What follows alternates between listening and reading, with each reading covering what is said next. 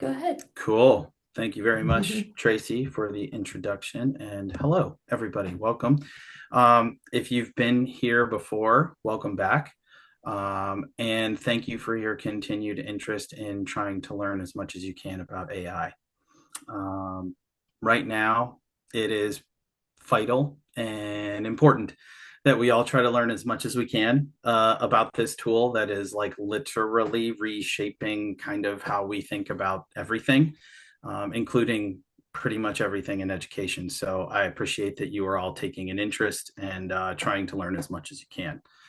So today we're going to share a nice one, a nice tool. This one's called EduAide. Hopefully everyone has had a chance to sign up for a free account.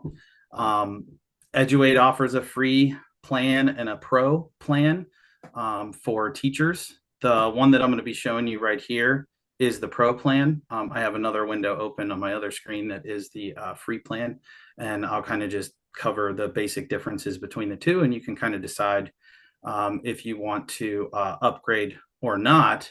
And then I will share with you the surprise that Tracy was talking about. So I do have an EduAide t-shirt, and you overheard me talking before that I got this when I went to the Three Rivers Educational Technology Conference in Pittsburgh. I'm born and raised in Pittsburgh, so pretty much any event that happens in Pittsburgh, I try to sign up to go because I don't have to pay for a hotel room because all my family still lives there. So free lodging for any of those conferences that go on there. But I finally got the chance to meet the founders of EduAide. I call them the Toms because their names are Thomas Thompson and Thomas Hummel. And coincidentally, they are also both from Pittsburgh as well. So we all share that Pittsburgh bond together. So they gave me this T-shirt. Okay. And they also, I was just texting Thomas Hummel right before this and told him I was doing a presentation about EduAide, and he created a code that we'll share with everybody to get a month of the EduAide Pro for free. So you can test out the Pro version, see if you like it, or if the free version's fine enough for you, or if you even like the product at all. And then if you after the month want to buy it or purchase it, they sent me a second code so that you can buy a year for 50% off. So instead of $50, it's $25 for an entire year. So that was incredibly Awesome, generous. awesome. I was just like, hey, is there anything you can like offer the people that are coming to my, webinar? And he's like, here you go. I was like, okay, cool, thanks. Cool, thanks. That was easy. All So right, now yeah, let's show them so what it is so they can let's go. get into it. So when you open EduAide, you're going to notice right away this looks very familiar. If you came to previous sessions where we talked about Magic School, their setup is pretty similar to how Magic School is set up. You have these tiles that offer different tools and different things that you can do to build a lesson, to build assessment, to build pretty much anything you need to build. So this is what happens when you log in, when you sign in. This is the first thing you see. So I'm going to draw your attention with my mouse up here to the top. These are the three main sections that they have up at the top. So this generator is their big, this is the big tool that everyone, uses. And that's what this is. This is where all of their lesson planning tools, their assessment tools, all their tiles are located under this generator tab.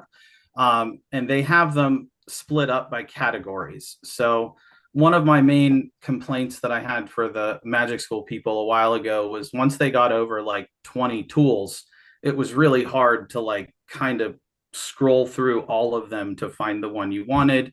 You can favorite and do all that stuff. But so what EduAide does is they split it into different categories. So their top one that they have is planning. Then they have presenting. So how to present information in different ways, or how you want to, teach or present your lesson.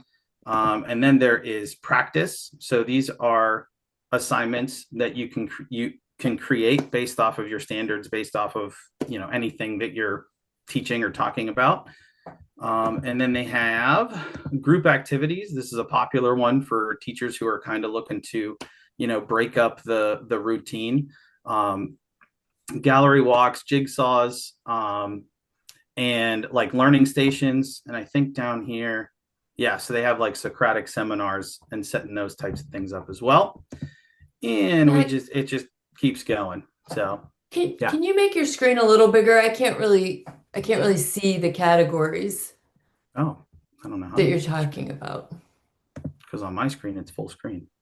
Um, Oh, on our screen, you're next to it, and so it's Yeah. making it really small. oh, well, that's not cool. There we go. Let's do bam. How about that? There, that's amazing. There we Great, go. thank you. There we go. I hit a button. I thought that was for me, not for you guys. So sorry about that. I apologize. Everything was No really worries. tiny. Everyone's like, "What is that guy?" Okay. Thanks so So much. yeah, no problem. All right. So um, the planning is probably their most used section.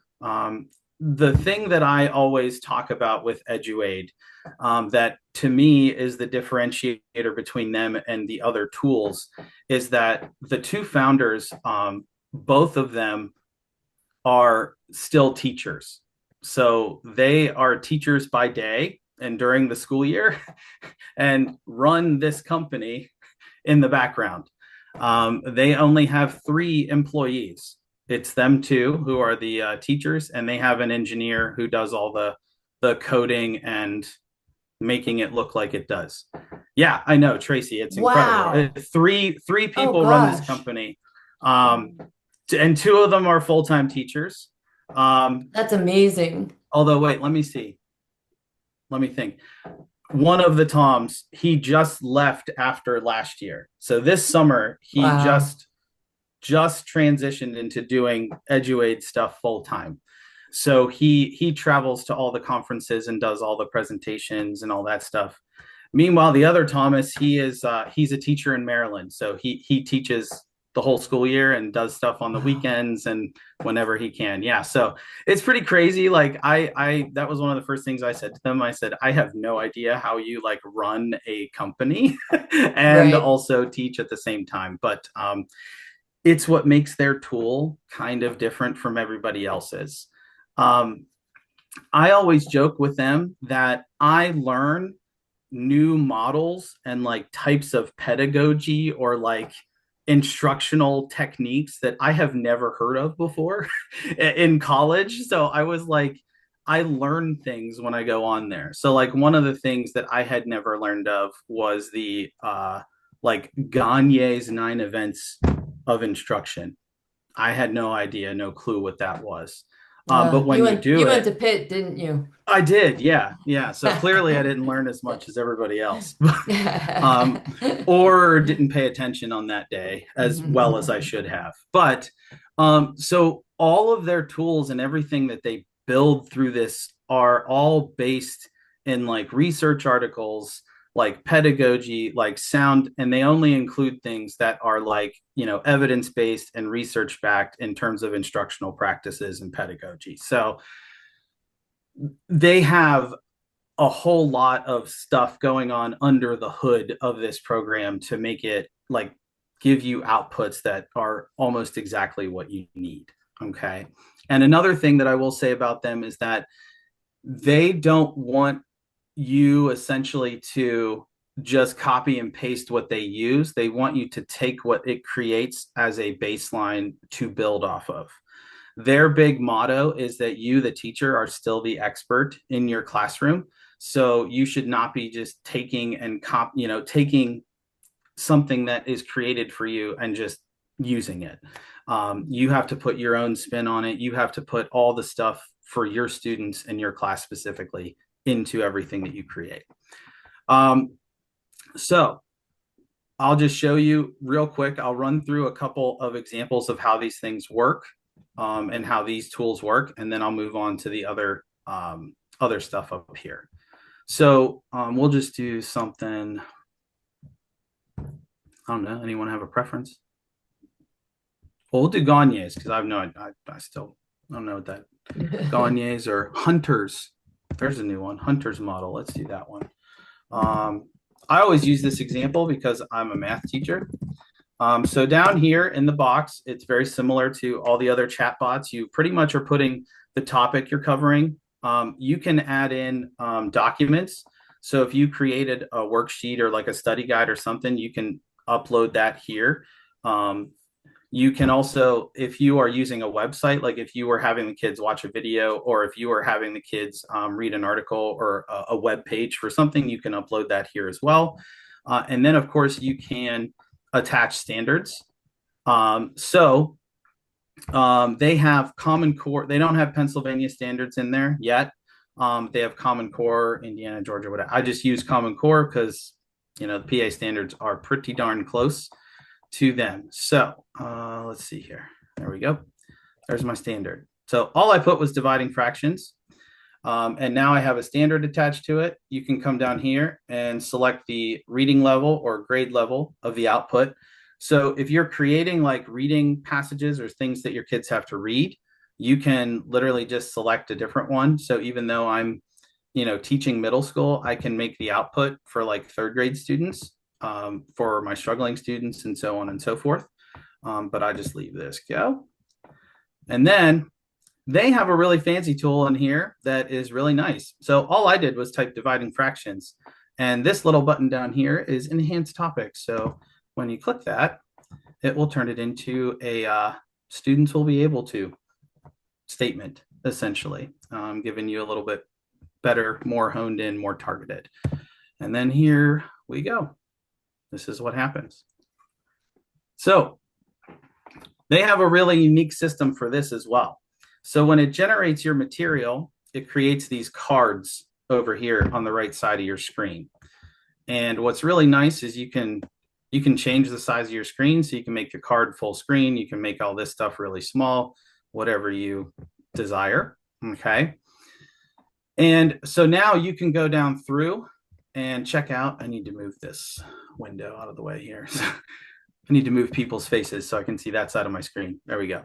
So you can move all the way down through this. And what's wonderful is up here at the top, you can go in and you can just edit straight from here.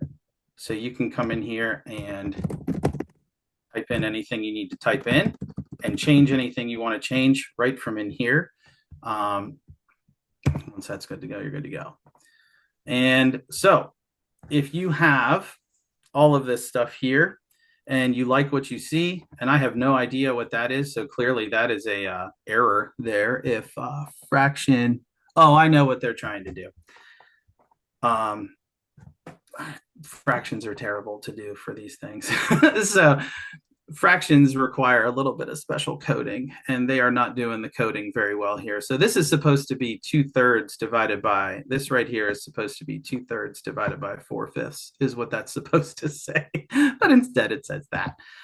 So obviously I would want to go back through and fix that, or have it regenerate that for math. One more thing I wanted to show you before I move on from this. Once you have what you want, you can literally up here at the top export it. So you can copy it to a clipboard and put it into anything you need. So if you need to put it into an LMS or anything like that, you can just copy and paste it. It'll also create a Word document for you, or it'll create a Google Doc. Side note, with Google, if you go up into your account settings, you can also, right here, integrations. You can also connect to your Google Docs. So it will create the stuff in your, Google Drive, and with your Google Docs, you can also connect, your Google Docs as well to like import and stuff like that if you need to. So That's nice. yeah, very nice. So that was, and so you see, I came back and like, hey, where'd all my stuff go? Over here, this nice little, you click your workspace and it comes right back out. So if you need to do more work. Now, what's really nice and what I like about this card system, so I just developed a lesson plan for this, so I kind of know what I need to do. Well, now in my lesson plan, I want my students to have the opportunity to practice this. So I am going to go down to questions here so that I can create questions based off of the topic that I put in. So let's do multiple choice questions. Let's see if it will give me the good results again. I have to reselect everything because I moved away and came back. It is. Okay. So when I type this in, I enhance my topic. It'll do that thing again. All the cards that I still have are over here. So now I've created 2 cards. And what I will do is generate, and it will generate a new card on top of that. So now my practice multiple choice questions will be also developed right here. So again, if you've created a new Google Doc, now you don't need to keep creating new Google Docs. You can just copy and paste the other parts into that Google Doc and just keep it going as one long, document. And for those of you that don't know, Google Docs now has tabs. And tabs is one of my favorite inventions ever because now my whole assignment is all in one place. I have the quizzes, I have my differentiated texts on 2 different docs, I have my differentiated quizzes on 2 different docs. So everything is in 2 different places. But my Google Doc is all one nice thing. So all those tabs help me keep everything organized, which is something I desperately need. So we created the multiple choice questions. And let's say we also wanted to do word problems. So we click on the word problems and we click generate. And again, it's going to add a new card right on top of that. So all these cards just stack up on top of each other. And you can pretty much add anything you need. So, and then we also have assessments. So then let's say I go through my lesson, I got all these practice problems that I want to do. Let's say I want to make a exit slip, an exit ticket, and it's going to generate an exit ticket. And there you go. So again, they utilize these practices for recall, for connection, and their application or analysis. So you see the direct connection to, Bloom's taxonomy there for their exit slips and everything like that. You could also do a quiz. So let's just throw a quiz in there for fun. I love that it adds teachers' notes and teachers' directions. That's fantastic.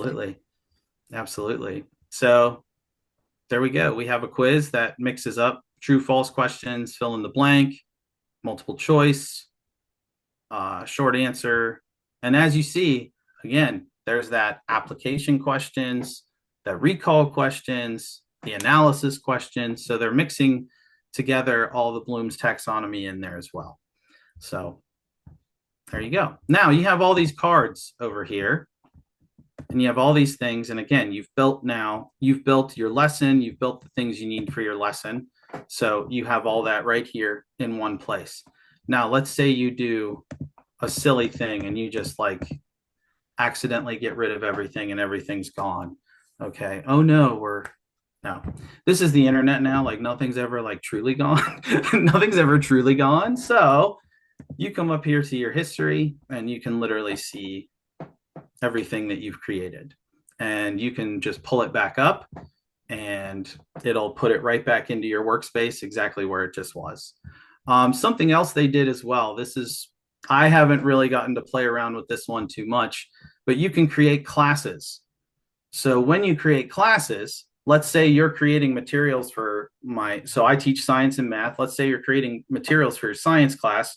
Rather than everything just being on this one, page that is all jumbled together, you can actually create classes and organize your information. So if I created a science class or a math class, I can move these materials to there and it will actually split them up by category. So I can look at just the stuff for my math class, just the stuff for my science class. Okay. But this is your history.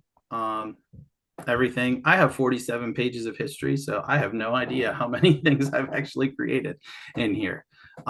So that's how you use EduAide. So that is this portion of EduAide. So this is to generate pretty much anything you can imagine. And I probably should have said this before, but I'm one of those people that when they present, like, I don't mind if you only like half pay attention to me and you totally have the tool up in like another window and are just like playing around. I actually encourage that. So as I'm going through stuff, I totally encourage you to have, if you can, open another window up or have, just slide it off to the side, slide me off to the side and then, play around in here and try to create stuff. And what I always try to recommend that teachers do is like, try to use it for something that you're doing right now. So like whatever lesson you're going to be teaching tomorrow or something you have coming up in the next couple of days, try to create something that you can use and utilize for those lessons. Okay. So there's also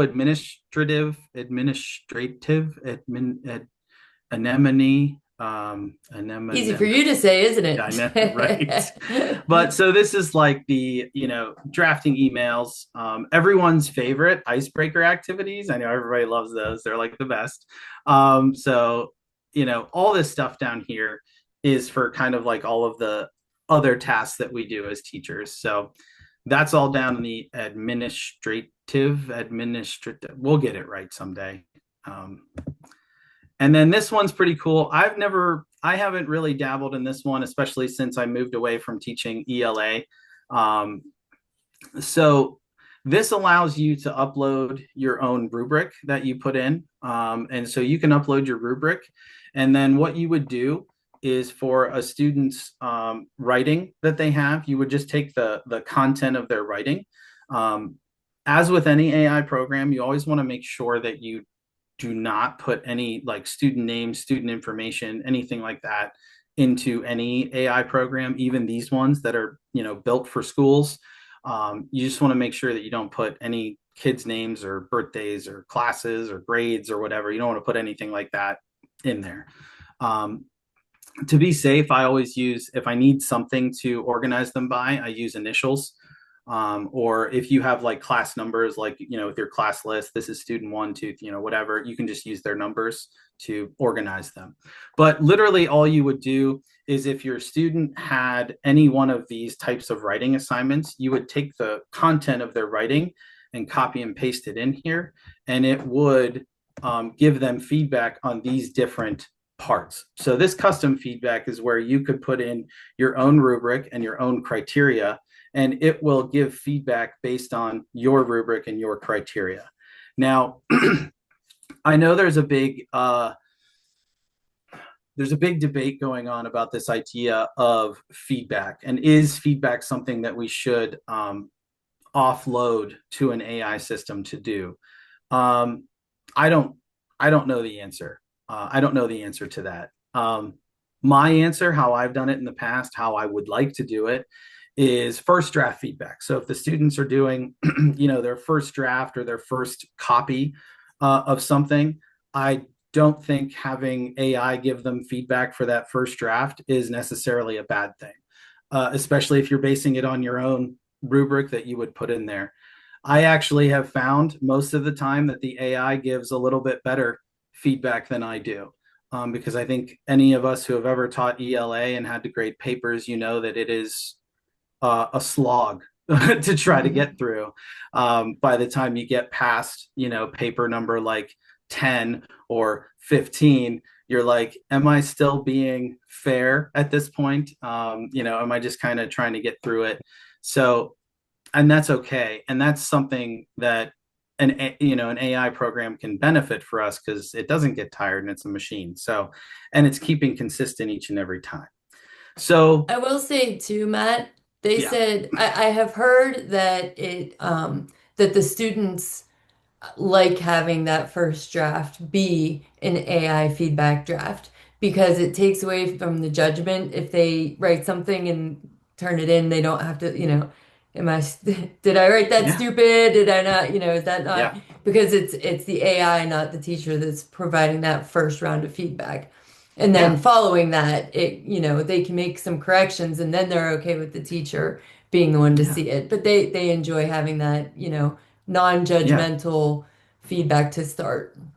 That and you bring up a really important point, and it's one of the reasons why we have so many students at so many various grade levels turning to AI to have Hmm. conversations.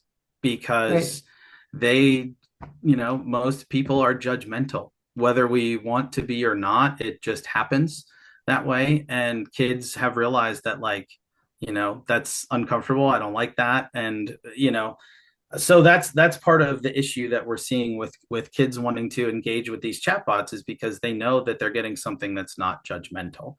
Yep. That's again, this is why this is a really big topic and something that we need to like keep learning more and more about. So, Right. but Absolutely. yeah, so this is the feedback section, and I think I showed everything else. Yeah, group activities, gallery walks are my favorite. Um, Anything to get students up out of their seats and moving around is my favorite. So that's always a good one. All right. So pretty much everything works exactly like that. So anything you create, it'll go into those cards. And those cards you can just keep over there. And even if you accidentally delete them, you can get them back in your history, which is right up here at the top. I'm going to go into the next category over here, which is a new thing they just introduced not too long ago. So these are custom organizers.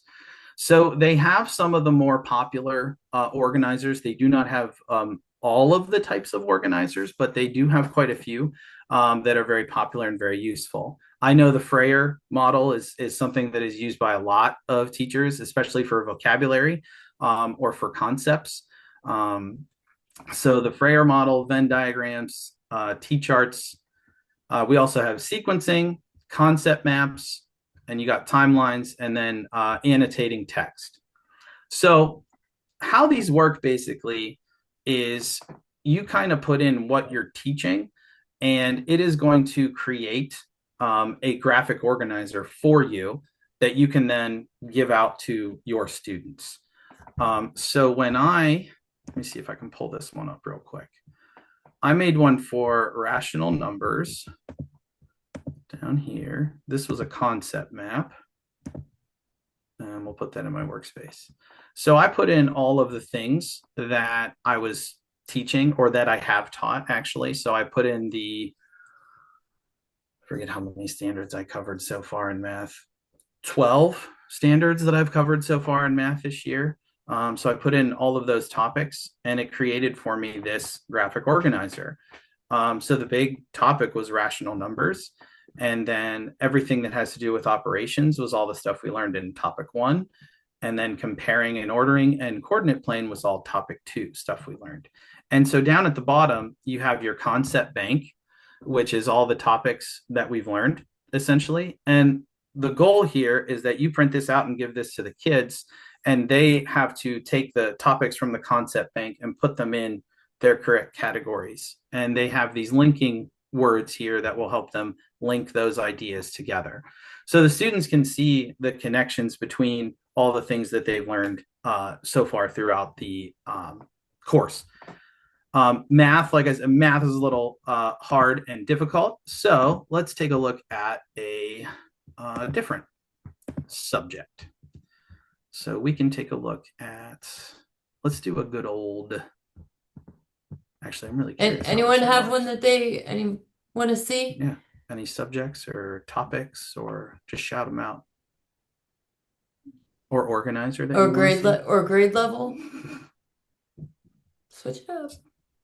No, that's all right. Okay. So we'll do I want to see how this creates this text. So I'm going to put marking the text, and then we're going to make, um, let's see, we'll do science. That's another thing I teach. So I know the standards and I know where they are.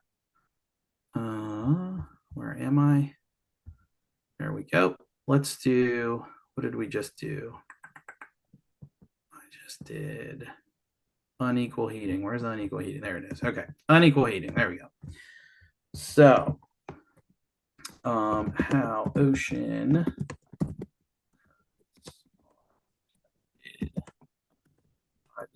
unequal the sun and rotation.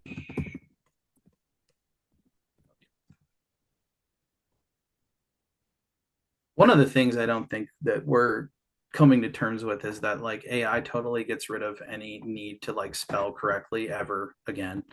like literally any any need to spell correctly is just like out the window. Unless you have to handwrite something, that's like literally the only way you can spell something wrong. All right. I am not sure how the like from what I know about this, it's supposed to generate a text and then allow the students. Yep, there you go. There, that's how it works. Wonderful. Um, so based on what I put in there and what the students will be able to do, it created a text for me. It also gave them the standard annotation symbols, and so they can go through and they can learn and read and learn how to annotate a small passage, and then they have these questions that they can answer as well. So just like that, it creates a graphic organizer there. And let's see if we can do this one. Let's try and exactly the same way as the lesson builder works, the organizers tool works the same way. So it just creates a card. And so now all my cards are over here in this section, and it's just going to create a new card for me. So again, this idea here, oh, there you go. So that's probably a little more information than I need for for my 6th to 8th graders there. But again, this is where your expertise comes in, right? So I already know, looking at this concept bank down here, I didn't talk about this. I know I didn't talk about this. So like there are some things I didn't talk about in there. So I would go in and either get rid of those or like add in things that I did talk about. So this is again where your expertise plays a part here. So I can just come up to edit, and I can go through and I can edit every single part of this. So I want to get rid of that guy, and I want to get rid of that guy. And there we go. Something like that. And then you save it and it's done. So now it makes your new thing. And again, same export. You can export as a PDF. So now it's going to go to my download file and it's going to create a PDF. And then you can just print it out and give it, or put it on your, LMS or whatever for kids to do it digitally, so on and so forth. So you can That's still how turn that into a Word document or a Google Doc also, right? Doesn't have to be a it PDF. it looks like with these organizers, it's only allowing you to turn it into a PDF. Okay. And I think that's because there is all the like images and the boxes and the things like that. So I Hmm. think they're nervous about formatting when you would go to turn it into a doc, trying to get all those lines and squares and everything in there. So I think that's why they only leave these ones as a PDF. Gotcha. That makes sense. Yep. Okay, so that is the organizers. Do we have any questions so far? I saw a couple things in the chat, but is there anything that we are curious about? Are we good? How much time do I have left? How long do I go till? Oh, 4:45. 445, and we do have a question. Are the annotation symbols able to be altered to match the symbols of our grade Oh, levels? oh, great question. That's a wonderful question. I don't know. Let's find out. Let's open it back up. Where's my marking the text? Boom. All right, let's see here. What happens if I edit? Does not look like I can edit those. So again, these were probably based off of some sort of research article or some sort of thing that they had found, that this was like the most, I would imagine this is the most common way to annotate passages, and these are the 4 most important things that you would need to annotate a passage for. So I'm imagining that's where they pulled this from. So sadly no, it does not look like they let you edit that part of the document, but you can edit the questions, you can edit anything about the text. So yeah, there we go. We tried it out. I don't know. Let's try it out. That's how we do it, right? We Yep. we Great experiment, we question. explore. Okay. And finally, the last section we have here is the games. And so these are all the ones that they offer here. Obviously, there are more games than this out there, but these are the ones that have been the most popular, most used. Obviously, Jeopardy is still very popular. That was popular when I was younger.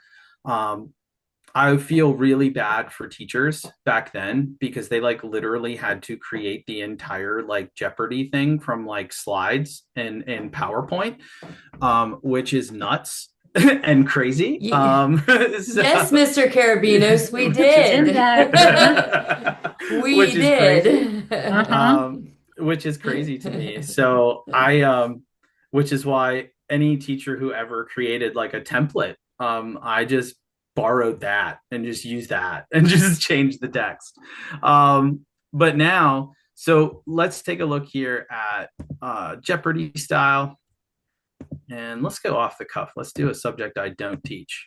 I haven't looked We at the do social studies standards for a while. we do have a quick question. How Oh can you yeah, sure. change content of marking the text? Thinking of how brisk or diffit you can add specific vocabulary you are looking for. Oh, well, again, so this this tool, how can I explain this? This tool works and kind of operates in a different way than Brisk does. So Brisk allows you to kind of it'll give you an output, and then you can say in the chat, oh, I like that output, but I want to include these words. And then it'll go back in and revise or edit the story. So what you would have to do in here for EduAide is if you have a vocabulary list, you would need to add that into like the what you're teaching. So let's say let's see, I'm teaching about, I don't know, I'm blanking here. Let's see, I'm teaching about ancient Egypt. I need to use these vocabulary words in the passage.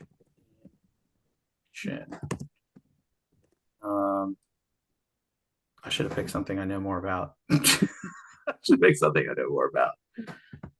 Let's just make up word. Here we go. Pyramids. um, Pharaohs. Cleopatra. There you go. Capitalized. I just wanted you to spell Cleopatra. Spelling is my jam. So I'm pretty good with spelling. All right. Anyway, let's. I've never tried this, so let's do a. I know there's one for an informative text with questions. Perfect. Let's try that.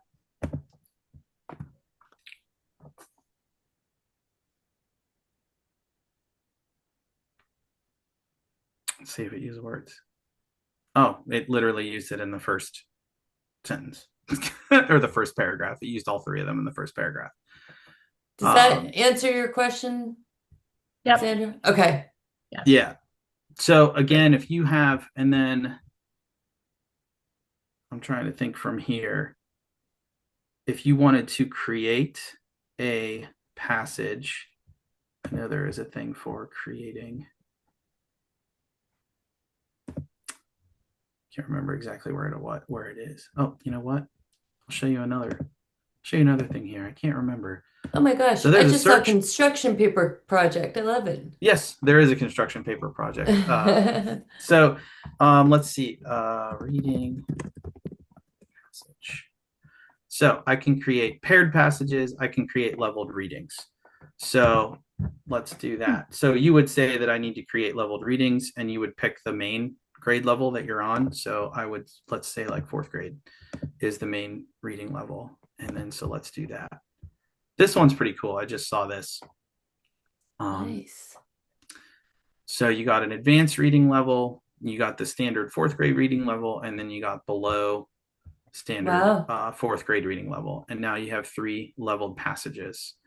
And it's got the pyramids, got pharaohs, also with context clues, and Cleopatra with context clues. So the students should be able to figure out the definitions of all those. But that again, so this text box down here is for you to literally add as much context as possible to your assignment. So if you have a vocabulary list, if you have something that you are basing your assignment off of already, anything that you want added into your creation that you're going to create here, that would go down here. So with the free version, you have 2,000 characters to type in your information. With the pro version that you will get for free with a month and possibly half off for an entire year, you get 6,000 characters to put in all your information. So there is a lot of space, a lot of text can fit in there, so you can add as much context as possible. You can also, for those of you that have experience like prompting AI models, you can also use that kind of prompting stuff in here, saying things like I need, right? So I need to do this, I need to add this in, so on and so forth. You can add any of those details down here along with exactly what you're teaching. But this product was also built for you to just type in like, you know, any word, and it kind of develops based off of that. All right, so let's check out the games real quick, and then I'll show you the last part, and then we'll be done. And maybe you'll have a little time to play and build. Hopefully you're building while you're talking to me. But so let's take a look at Jeopardy. That's always a popular one. Let's say that we are teaching. Matt, we have I don't another know. question. Yeah, Do the these are hidden from passages, me. I know, I don't know why they keep just coming to me. Do the passages that students use list that they are at a lower level, or does it leave that off? So would they know that they're at a lower level? Um, so it's going to copy and paste what it types in here. So you could literally just take that out, and you could like take that out. You know what I mean? So what I like to do again for the Google, like copying this into a Google Doc or exporting this into a Google Doc, is I like to just take it and split it up into the tabs. So each tab, I title the tab which level it is, and then the passage just is the passage. That way I Mm. can know which one's which, and make sure that the right students are getting them. But yeah, you can put that in there. So I'm curious about something. Now you got me thinking. See, this always happens. We're in stuff, and let's try this. Leveled readings. Let's do Egypt. Do not include the Lexile level and advanced standard or below. I don't know if this is going to work. Passages. One is advanced, two is standard, and three is below. I'm really curious to see if that'll work. I don't know. Nope, sort of. So I think it got confused when I said one is advanced, two is standard, and three is below. So it Mm, took out the Lexile levels. So right. now let's see. Now I'm curious. And this is one of the wonderful parts of AI. Just play. Just play with it again. So it's trying to make some sort of delineation so you know which passage is which. So even if I don't want to include them, its programming is telling it that you need to know the difference between these passages. So I think that's what's happening here is no matter what I say, it's going to give me something that indicates a grade level. But again, that's a very quick fix. You can just go in here and just get rid of those. Right. So So just they like can't that. adjust it on their side. Yeah, So, yeah, okay. and that's one of the great Perfect. parts. Like that's I like this card system so much is because like if you see something immediately you don't like, you can just fix it right away, and take care of it right away. So, all right, might as well stick with ancient Egypt. So let's do ancient Egypt, and let's do a Jeopardy game so you see what that looks like when you print that out. We'll do fourth grade, and here we go. Again, all your cards just slide down and go like that. So essentially, what this does is it gives you all the questions. It splits them up into a table, And so it doesn't format for you, but it gives you everything you need to format it for yourself. And so, you could copy and paste this into, a sheet, a Google sheet or whatever, and then use that to populate a template or populate a form like that. The key thing here is it generates the categories, the questions, and levels. That's the hard part, is putting all that information, finding enough questions to ask about the topic to put together a Jeopardy game is usually the tricky part. So it takes care of that for you. Let's take a look at quest-based outline for my extra nerdy teachers out there. So again, gives you character roles, gives you a quest, and gives you the things you need for that. And then you would kind of put everything together, and it tells you essentially what you would need to put that together and build that. So there you go. If you're into that sort of thing. And then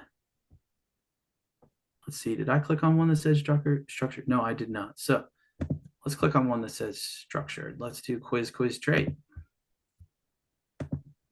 Don't know what that is, but we're going to find out.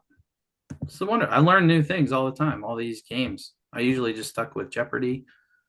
Battleship's pretty cool. Escape rooms are always like a big thing there. So,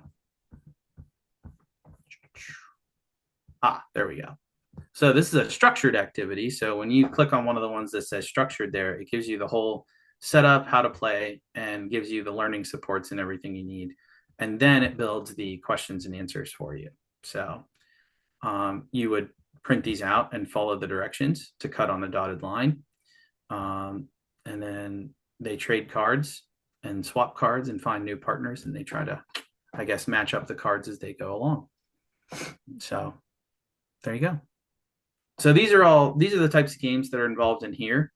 Like I said, there's not a lot of the games that they have here.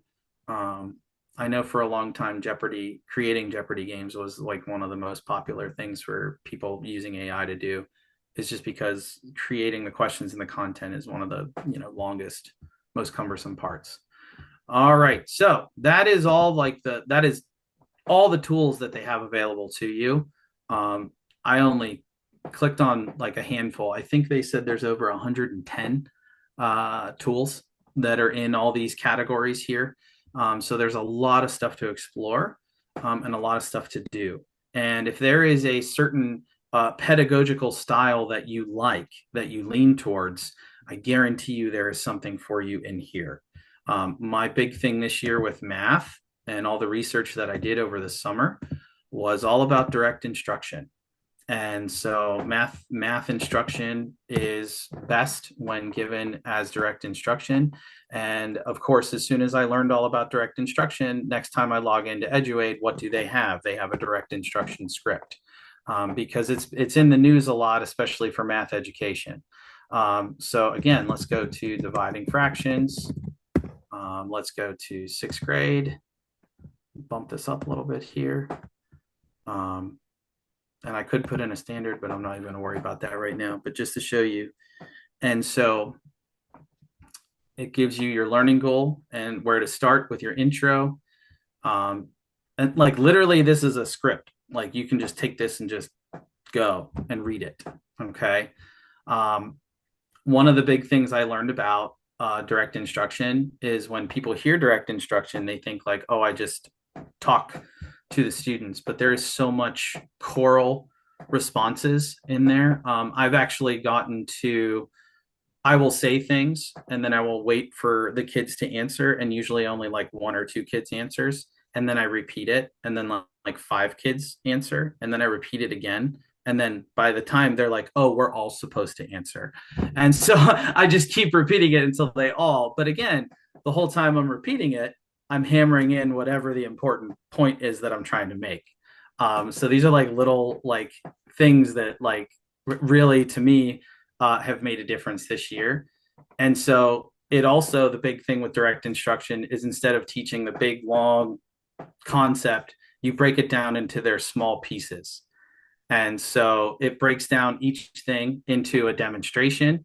You get examples and non-examples, or counter examples as they are called. Okay.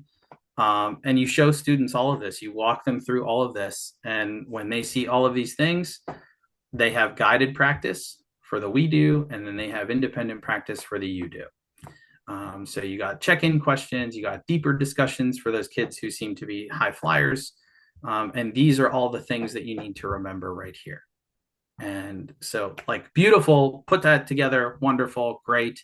And then, of course, they have these worked examples built in. But if you wanted high quality worked examples, you just have a worked example right there. And look, we can just make them and just go and just build another one. And again, like that's, you could just build and just keep building on top of everything you're doing. Okay. The last part that I want to show everybody, especially because you're all going to get a month of the Pro for free, at least a month, you'll get to use their handy dandy chatbot that they have created personally for themselves.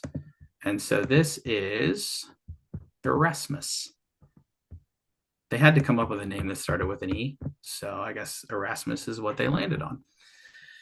Erasmus is a teaching assistant. It's a chatbot. It works just the same as any other chatbot out there. Gemini, Claude, ChatGPT.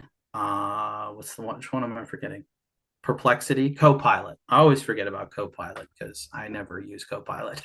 So I always forget about Copilot. But just like any other chatbot, you can ask a question. You can ask it to explain something to you deeper or help, come up with more ideas for something.